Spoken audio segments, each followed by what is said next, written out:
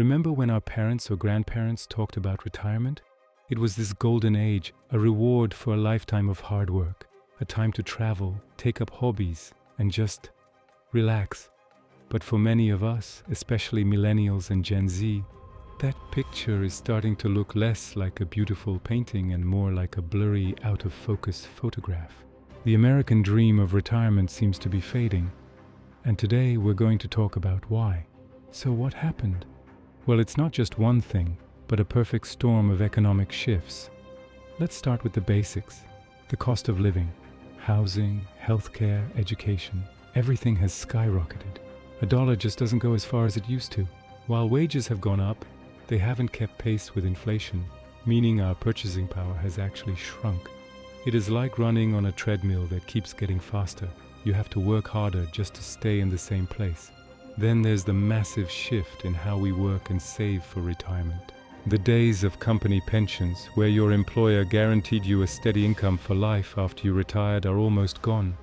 Now the responsibility is almost entirely on us.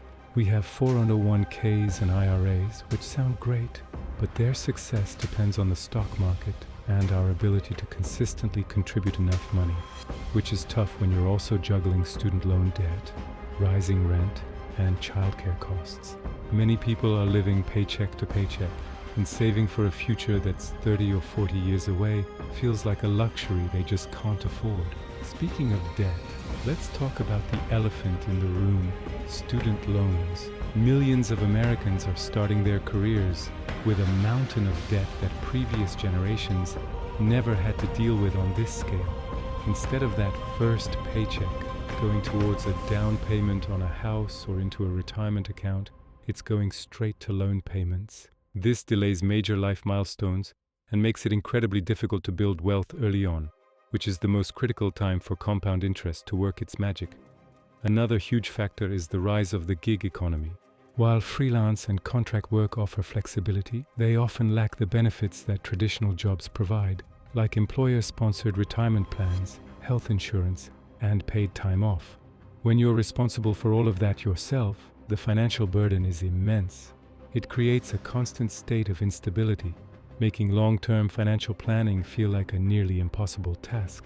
How can you plan for retirement when you're not even sure what your income will be next month?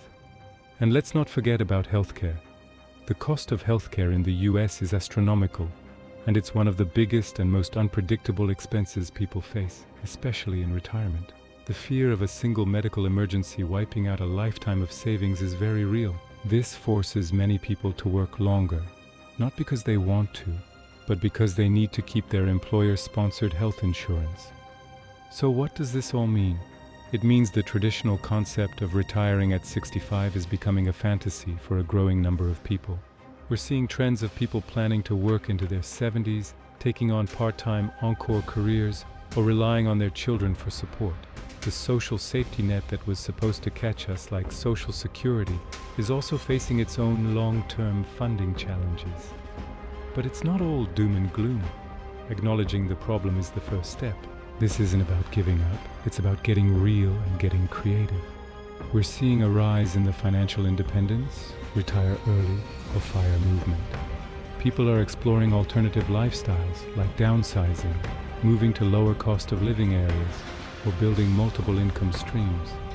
It's about redefining what retirement means. Maybe it's not about stopping work completely, but about reaching a point where you have the financial freedom to work on your own terms, doing something you love.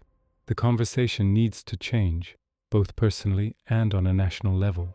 We need to talk more about financial literacy, advocate for policies that address wage stagnation and debt, and rethink the entire social contract around work and retirement.